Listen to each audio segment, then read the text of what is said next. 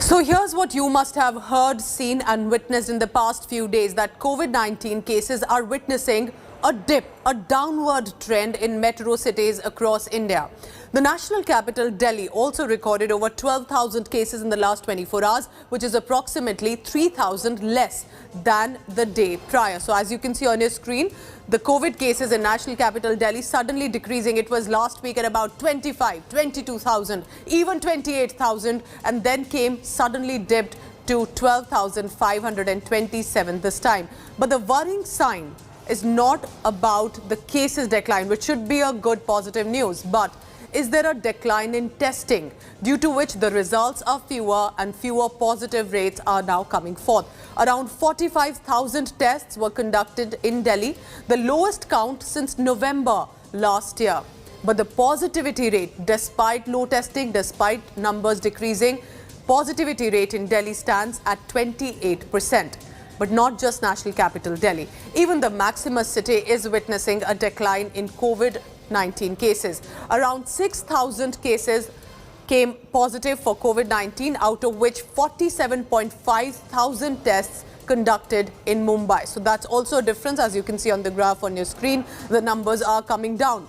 Let's look at the state of Karnataka, because in the city of Bengaluru, there's also again a downward trend in the number of daily COVID-19 cases. So of course it appears there is a crest and a trough in all of these cities. So the question again, as I say, that is being raised, the drop in COVID cases, is it because yes, may have touched a peak and it's coming down, the hospitalization is low, but all of this, is it because there is a dip in testing as well by the governments of these states?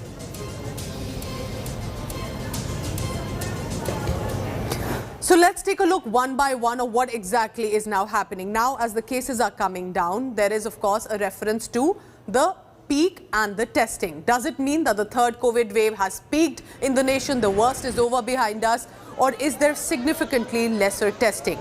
So if that is true, would the widespread demand for a rollback on curbs result in resurgence of infections? Remember, there have been, whether it's shopkeepers, business owners, some parents as well, many have been asking to ease some restrictions, at least for people to find relief if the governments are saying cases indeed are coming down. So I want to take you through one by one three main states of the country, specifically with metropolitan cities, to help break it down for you and understand. Let's begin with Karnataka first, because Karnataka is perhaps one of those first states where the demand to roll back curbs has suddenly come. And that number of COVID cases in Karnataka that continue remain a matter of concern. However, yesterday, Karnataka logged, take a look at that, only 27,156 COVID cases. Now, the number is not less. The number is, of course, being compared to the cases before, which were about 32,000, 34,000. So there is a sharp decline from that. Interestingly, this is nearly 7,000 cases lesser than 16th January. This dip in cases can be attributed to either lesser testing, owing, remember, to restrictions on the weekend, during the nights and evenings as well, COVID curbs that have been imposed from Friday to Sunday. So the weekend curfew allows only essential services to run. Schools also have been shut except for classes 10th and 12th. Pre-university colleges also have been instructed to stay closed in Karnataka. Only 200 people allowed at a wedding function at an open venue. And in closed spaces, only 100 people have been allowed in Karnataka. Lastly, also apart from this, 50% occupancy has been allowed at pubs, bars, cinemas and malls. So is it because of all these restrictions that the cases is coming down? Is it because of testing? And if there is a demand for rollback, is it a fair demand? And leading that demand for a rollback are the netas in the southern state of Karnataka. They're openly seeking out and asking against COVID curbs. They're demanding a rollback, and leading is Karnataka's Minister Umesh Katti. He is seen in this video, as we'll just have that visual out on your screen as well. Now, there is a way to ask, and then there is a way of defiance, which can also spread the infection. Karnataka's Minister Umesh Katti was seen in the video that has now gone viral, as you can see now, without a face mask. Katti is saying that the Prime Minister has said that wearing a mask is a personal choice. So not just him. Even BJP's Member of Parliament Pratap Simha and National General Secretary C.T. Ravi is also advocating for relaxed rules, saying the government should protect livelihood and instead of taking decisions that shut down businesses. So meanwhile, all of this with the demands coming forth, Karnataka Chief Minister Basavaraj Bommai is chairing a key meeting with all district collectors on the COVID situation and the vaccination drive in the state. ನಿನ್ನೆ ರಾತ್ರಿ ಪ್ರಧಾನಮಂತ್ರಿಗಳು ಹೇಳಿದ್ದಾರೆ ಯಾವುದೇ ನಿರ್ಬಂಧ ವಿಧಿಸುವುದಿಲ್ಲ ಹೆಂಗೆ ತಮ್ಮ ಸ್ವಂತ ಜವಾಬ್ದಾರಿ ಹೊತ್ತು ತಾವು ಮಾಸ್ಕ್ಗಳನ್ನು ಹಾಕಬೇಕು ಹಾಕೋದು ಬಿಡೋದು ಆ ಮನುಷ್ಯನಿಗೆ ಬಿಟ್ಟಿದ್ದು ಆ ಪ್ರಕಾರ ನನಗೂ ಬಿಟ್ಟಿದ್ದು ನನ್ನ ಹಕ್ಕು ಅನಿಸಿಲ್ಲ ಹಂಗೆ ಹಾಕಿಲ್ಲ ನಾನು ಏನು ತೊಂದರೆ ಇಲ್ಲ. So let's find out a ground update reality check from my colleague Nolan Pinto on the ground in Bengaluru. Nolan, what is the level of testing in the city of Bengaluru? Because these are netas who are starting to demand the rollback of curbs, and they know that there will be a section of public that will support their demand for a rollback. So what is the status of the cases? Is it because of restrictions that has come down, or is it because of testing? Well, in fact, Karnataka has been testing more than 2 lakh per day. In fact, yesterday the Chief Minister had a review meeting with senior colleagues and also ministers and those officials from various departments. They have said that Karnataka is testing more. That means 1.5 lakh is sufficient and not more than 2 lakh. So from today onwards, this is what we are told. Our sources tell us that Karnataka will reduce its testing to 1.5 lakh. Now, cases have also dropped. It went to a high of 34,000. Yesterday, it was 27,100 odd. And Bengaluru, it was about 16 odd thousand.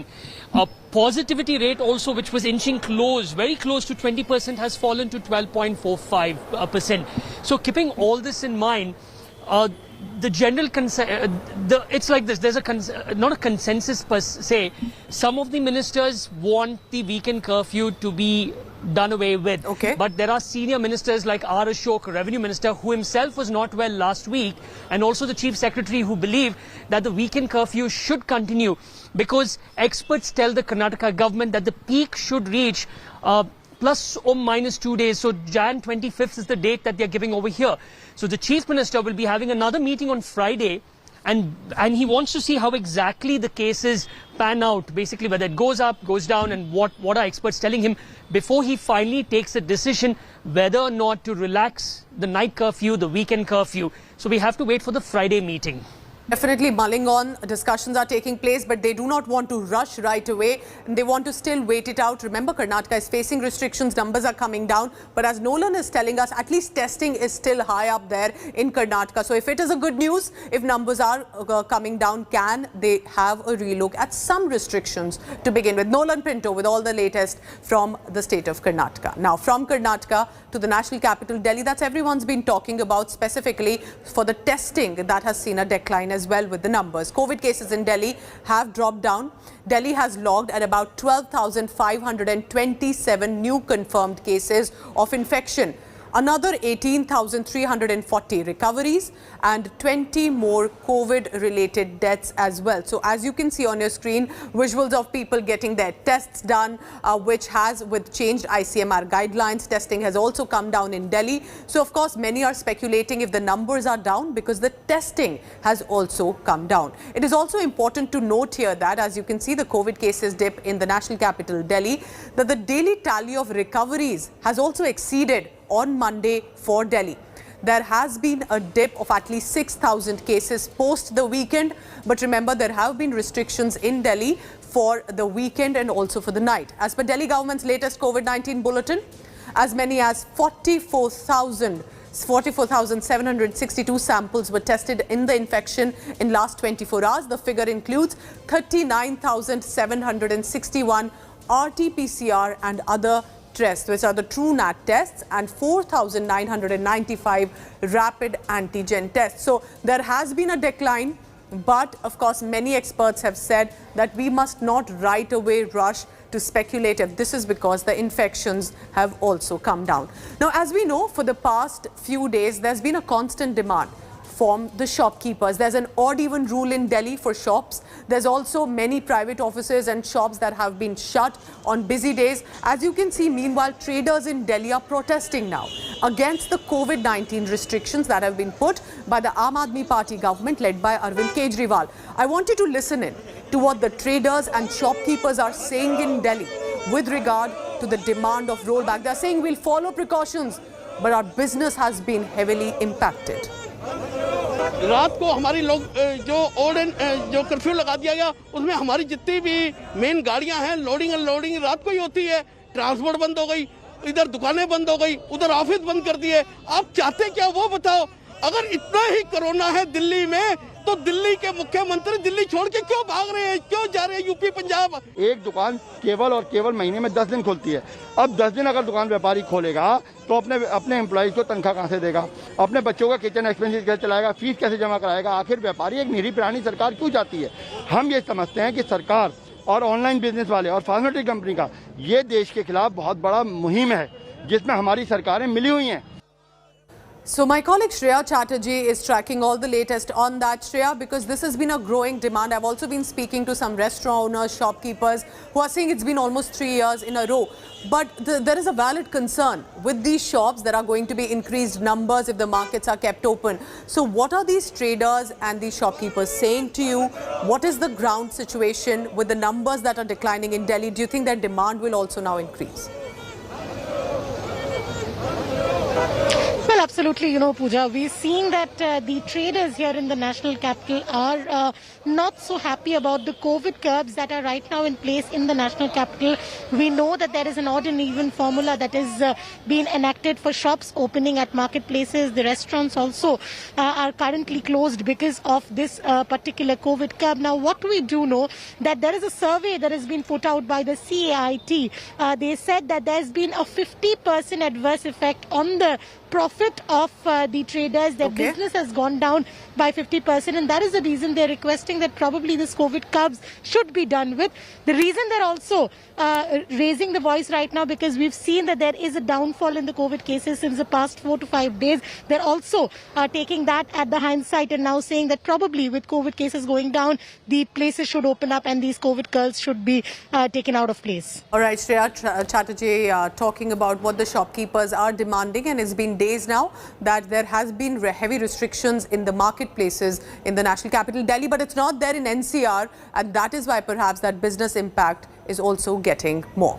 Now let's bring to you a state that has decided to ease COVID norms in the state, and that is West Bengal. Bengal has recorded 20,121 COVID cases in one day.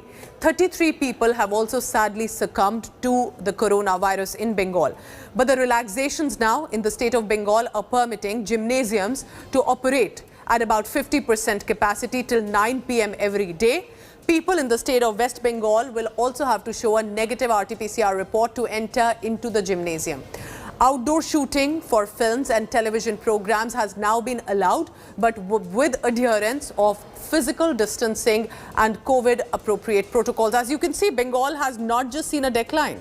There has been a marginal spike as well. It did see a decline from 22,000 to 19,000 and then 14,000, but also witnessed a spike of about 20,121.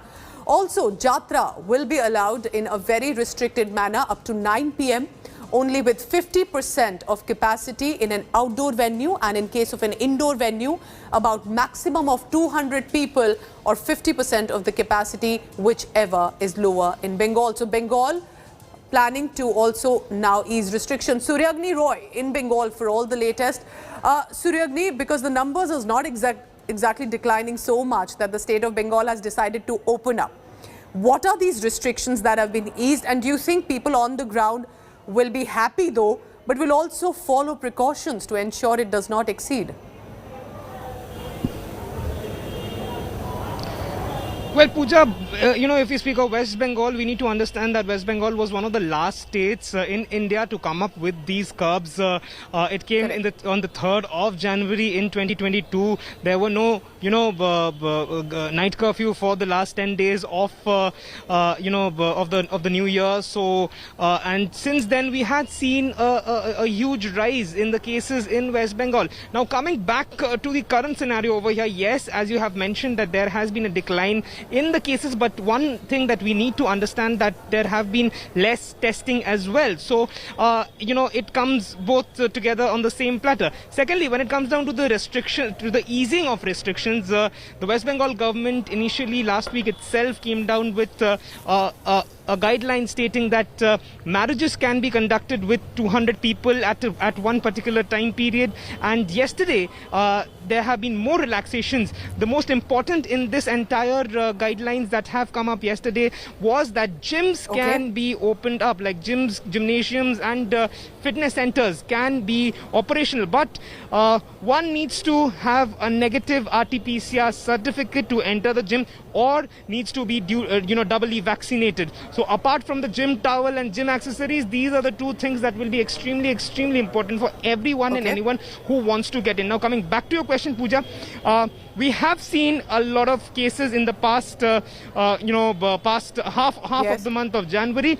Whether these restrictions will, whether these easing out of the restrictions will lead to more cases or not, only a time frame can tell us. So the state of Bengal, at least I can say here, Suryagini, has taken that risk, has taken a chance that there could be a decline. So let's open up gymnasiums, and of course, the country will be watching toward Bengal if that restrictions can be curbed and whether the numbers do not increase. And we hope that it will not. Thank you so much, Suryagini, for all the latest on that.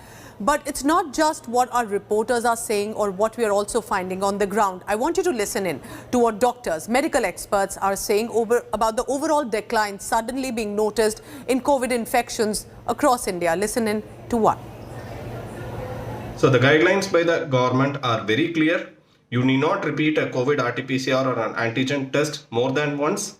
And if we follow this strictly, then probably the positivity rate might be a true indicator of the magnitude of the COVID-19 pandemic in India. But as of now, since at multiple levels, these RT-PCR tests are being done on the same patient multiple times with false positive reports, then that does not mount to a real number that we are seeing in the news on day-to-day basis.